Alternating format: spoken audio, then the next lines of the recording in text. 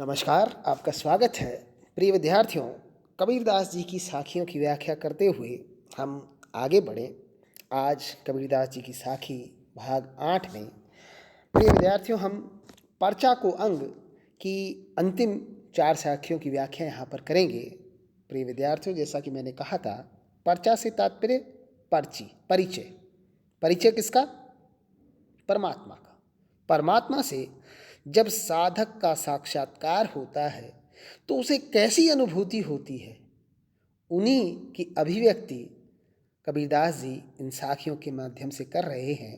हालांकि वे कहते हैं कि इसे अभिव्यक्त करना बहुत ही मुश्किल है, इसे शब्दों के माध्यम से नहीं बताया जा सकता, लेकिन एक साधक प्रतीकों और संकेतों के माध्यम से अपनी उस अभिव्यक्ति को, अपनी उस अनुभूति को अभिव्यक्त करता है और हम वहीं पर आज उसकी व्याख्या करेंगे। सबसे पहली का साखी सुरति समाणी निरति में अजप्पा माहे जाप लेख समाणा अलेख में यू आपा माहे आप। उस स्थिति का वर्णन कर रहे हैं जब उस परमात्मा से साक्षात्कार होता है। संतों के यहाँ सुरति और निरति, इन दो शब्दों का बड़ा उल्लेख हुआ है। प्रिय विद्यार्थियों, सुरति से उनका तात्पर्य ईश्वर के प्रति प्रेम, चित्तवृत्ति, जबकि निरति से उनका प्रेम है अनासक्ति, वैराग्य, पिंगला।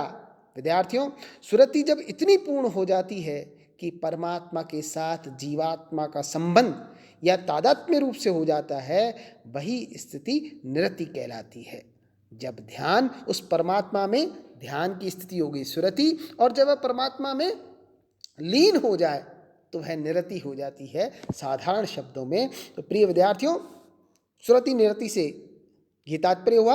और अजप्पा जाप, अजप्पा जाप वो होता है अजप्पा, बिगड़ जपे हुए। जब साधक की वह स्थिति हो जाती है कि उसका अंग अंग, उसकी आत्मा आत्मा प्रत्येक श्वास प्रवास के साथ उस परमात्मा का जाप करने लगती है। वह खुद नहीं करता, बल्कि सारे अंतरतम में स्वतः ही जाप होने लगता है, वह अजप्पा जाप होता है। प्रिय विद्यार्थियों, जाप, जाप से मतलब प्रभु के नाम का स्मरण। फिर एक शब्द आया लेख, लेख से तात्पर्य यहाँ सगुण साकार परब्रह्म से। इसी प्रकार अलेख, अलेख से मतलब निर्गुण निराकार ब्रह्म। आप से मतलब आत्मा, और आप से मतलब ईश्वर भी है। एक आप अपना आत्मा है और दूसरा ईश्वर है। तो प्रिय विद्यार्थियों, सुरति समाणी निरति में, जैसा मैंने कहा कि ध्यान जब उस परमात्मा में समा जाता है तो वह निरति की स्थिति हो जाती है। सुरति समाणी निरति में अजप्पा माहे जाप, और जो निरंतर जाप कर रहा था साधक, वह अजप्पा जाप बन गया। अब उसे जाप करने की आवश्यकता ही नहीं, उसका रोम रोम जाप करने लगा है। अतः जाप किसमें समा गया? अजप्पा में। लेख समाणा लेख में, और लेख से मतलब सगुण साकार जो है वह निर्गुण निराकार में समा गया। यूं आपा माहे आप। इसी प्रकार मैं अपने आप में, आप से मतलब आत्मा और दूसरे आप से मतलब परमात्मा, मैं आत्मा उस परमात्मा में समा गई, तादात्म्य हो गया, मिलन हो गया। अब और कोई शेष नहीं रहा। प्रिय विद्यार्थियों, अगली साखी, अगली साखी में कबीरदास जी कहते हैं, मान सरोवर सुभर जल हंसा केली कराही मुक्ता हल मुक्ता चुगे अब उड़ी अनंत न जाही। मान सरोवर, मान सरोवर की बड़ी बात आती है। जब समाधि स्थिति होती है तो पूरा ब्रह्मांड, वह शून्य ब्रह्मांड जो है, उसकी अनुभूति साधक को होती है। तो प्रिय विद्यार्थियों, यहाँ मानसरोवर से मतलब है ब्रह्मांड, या यूं कहा जाए योग साधना का वह शून्य मंडल जहाँ सहस्त्रार चक्र की स्थिति मानी जाती है। दूसरा शब्द आया सुभर, सुभर से मतलब स्वच्छ, भरपूर। हंसा, हंस संत कबीर की पंक्तियों में या कबीर की साखियों में आत्मा का प्रतीक है। आत्मा भी कैसी? मुक्त आत्मा, जो बंधन से मुक्त है। मुक्ताहल से मतलब है यहाँ पर मुक्ता फल। और एक शब्द है मुक्ता, मुक्ता मतलब मुक्त पुरुष, जो इस सांसारिक बंधनों से मुक्त हो जाता है। और अनंत से मतलब है अन्यत्र।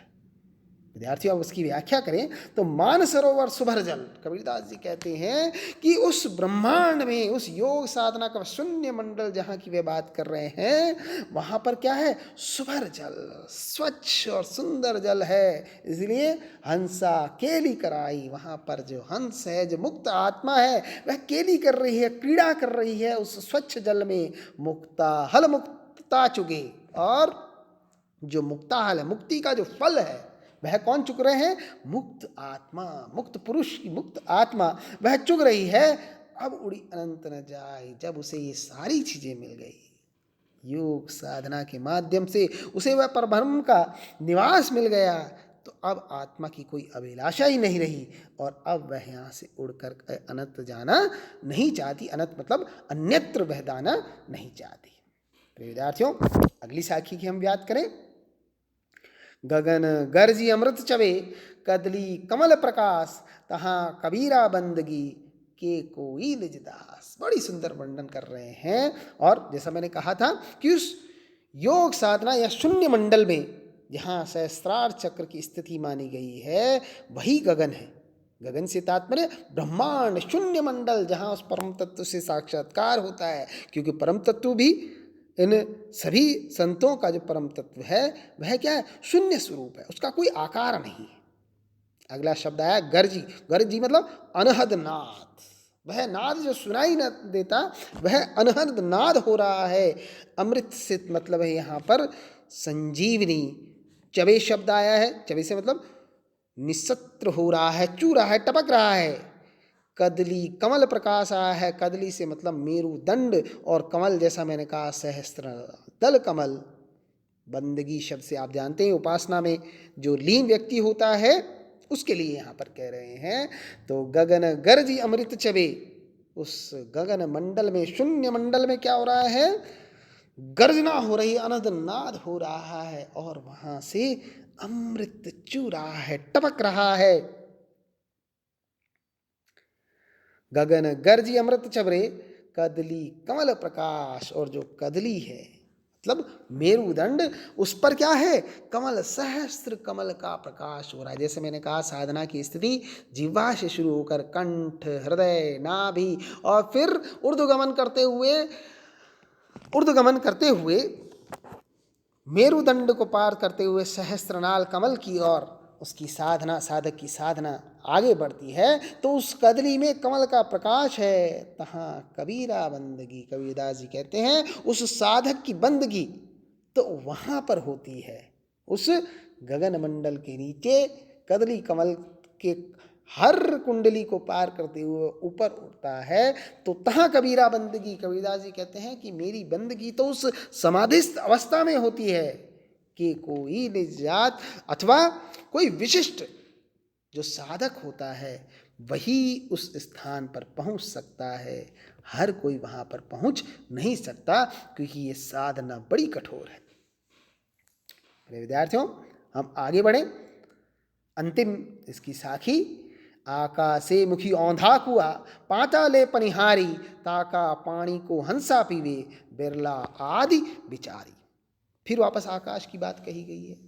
प्रिय विद्यार्थियों, मैं वापस तुम्हें समझा दूं कि जो साधना होती है संतों के यहाँ, उसका सामान्य रूप बताया गया है कि जीवा से राम राम राम राम नाम का स्मरण कीजिए, और वही नाम आपके कंठ में जाता है, कंठ से हृदय में, हृदय से नाभि में, और नाभि से फिर कुंडलिनी जागरण करके ऊर्ध्वगमन करता है, और मेरुदंड से चढ़ता हुआ मस्तिष्क की ओर जाता है, और मस्तिष्क की ओर जो मेरुरज्जा है उससे ऊपर सहस्त्रनाल कमल खिलता है, और वह कमल उल्टा है, और इसीलिए उसको, और वहाँ पर अमृत का कुआं है और वह भी उल्टा है, और वह रस टपकता रहता है। ऐसी मान्यता है साधना में, संतों की साधना में इस तरह की उक्तियाँ देखने को मिलती है। तो क्या कह रहे हैं? आकाशे मुखी औंधा कुआं।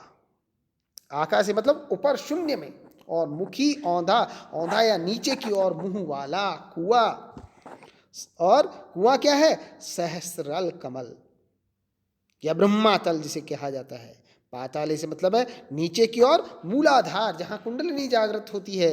पनिहारी से तात्पर्य मूलाधार चक्र में निवास करने वाली कुंडलिनी जो जागृत होती है। और हंसा से मतलब मुक्त आत्मा, और आदि मतलब मूल रहस्य। तो आकाशमुखी औंधा कुआं जब साधक की स्थिति होती है तो आकाश की ओर मुख किए हुए औंधा कुआं है पाताले पनिहारी, और उसका रस चूने वाली पाताल में है, क्योंकि आत्मा उसी परमात्मा की ओर ऊपर की ओर बढ़ती है। इसलिए पाताले पनिहारी ताका पानी को हंसा पीवे।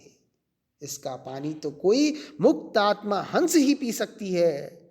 बिरला आदि विचारी, और लोग उसका विचार ही करते रहते हैं कि ये कब हो सकता है। जब उस समाधिस्थ अवस्था में, जब उस साधना की चरम स्थिति में पहुंच जाते हैं, तभी जाकर के उस अमृत का पान किया जा सकता है। इस प्रकार कबीरदास जी उस साधना की बात यहाँ पर बड़े सामान्य शब्दों में कर रहे हैं। विद्यार्थियों, इसके साथ हमारा पर्चा का अंग जो है वह समाप्त होता है। आज के लिए